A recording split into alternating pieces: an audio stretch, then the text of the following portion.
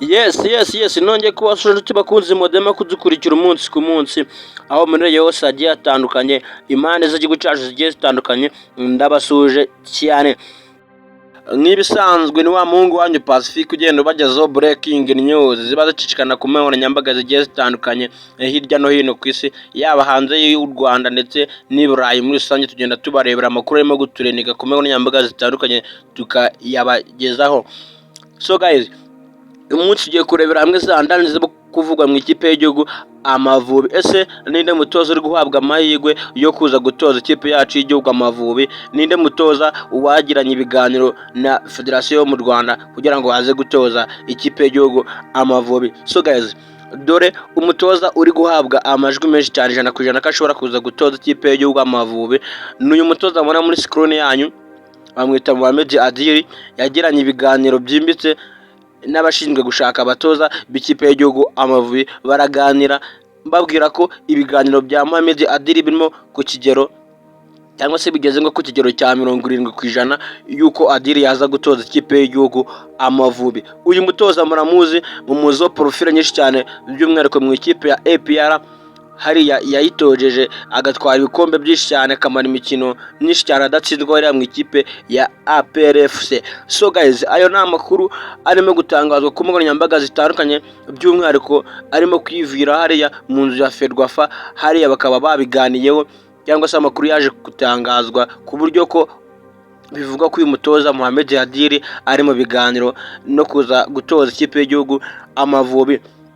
Hari abanyamakuru bagiye batandukanye by'umwihariko ba siporo bagiye babibonamo ko byaba ari nk'ishusho nziza yuko twaba tubonye umutoza ukomeye cyane wo kuza gutoza Amavubi, kubera ko Adili yabaye mu gihugu cyacu cy'u Rwanda, baramuzi atoza ikipe ya APR, bazi tekinike cyangwa se provirese imikinire ye y'ukuntu akina.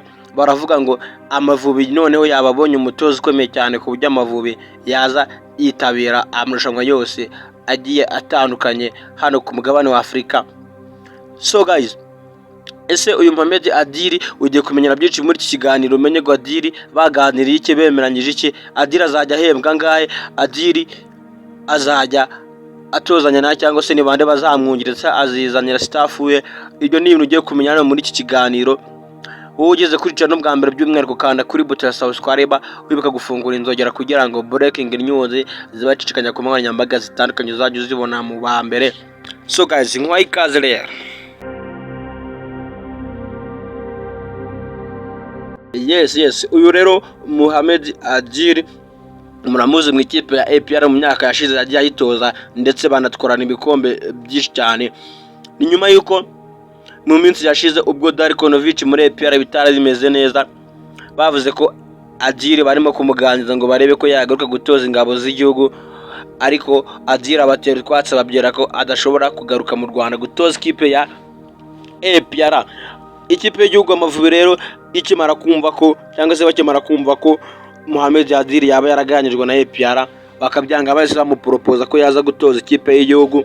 Ni nyuma yuko n'umutoza wa Rayon Sport nawe mu minsi ishize, cyangwa se aho yaranje gukina umukino wayo na Rutsiro, yaje gutangaza ko avuga ko ashobora gutoza ikipe y'igihugu Amavubi bigakunda.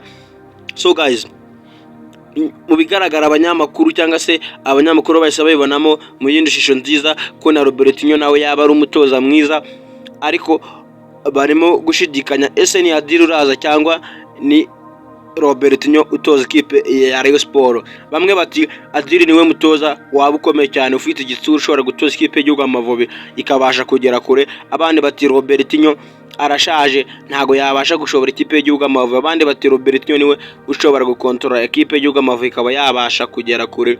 Ariko amahirwe menshi arahabwa uyu mugabo w'umunyamaroke Mohamed Adili, kandi ushobora kuza gufata ikipe y'igihugu Amavubi akaba yayitoza imikino yo gukatisha tike zigiye zitandukanye hano ngaha ku mugabane wa Afurika.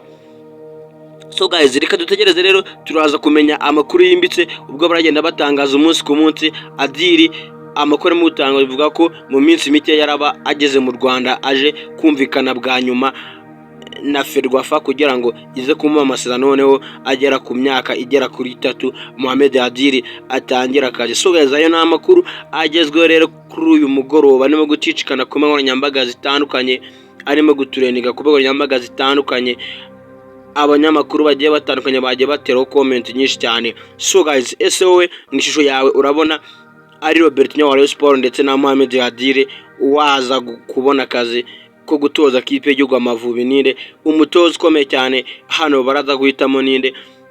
Ayo ni amakuru tugiye kugenda tubashakira umunsi ku munsi, turagenda tubamenyera uko bukeye n'uko bwije, uko ibintu biraza kugenda bihinduka turagenda tubabwira. So guys, reka ngushimire twabonye mu kiganiro, by'umwihariko bakanze kuri buto ya subscribe, akoze like, ndagushimiye cyane, ukomeze kugira ibihe byiza. Njye mwari kumwe na Pacifique, ndabakunda cyane.